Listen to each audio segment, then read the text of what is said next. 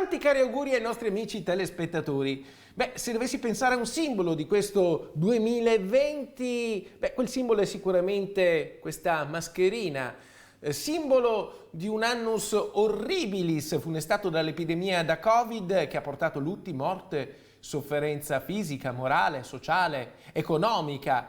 Sofferenza che noi di Rete Veneta vi abbiamo raccontato e che abbiamo vissuto insieme a voi giorno per giorno, documentandovi cosa succedeva nelle famiglie, nelle case di riposo, nelle scuole. Vi abbiamo mostrato le piazze vuote, le serrande dei negozi abbassate.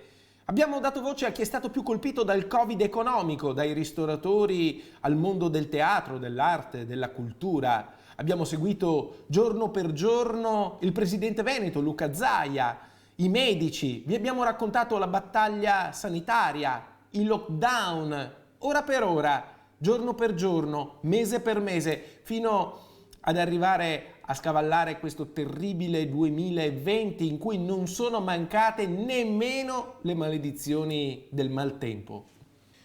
Eppure anche questo anno, pur con tutte le limitazioni, noi lo abbiamo vissuto con il nostro solito stile, al fianco dei cittadini, di voi telespettatori, con l'obiettivo di essere la vostra voce, i vostri occhi. Abbiamo portato i vostri problemi, le vostre istanze alle autorità competenti, sollecitandole, pressandole, senza accontentarci mai di una risposta di facciata, di una promessa, ma insistendo fino al raggiungimento di una soluzione concreta, di un risultato autentico.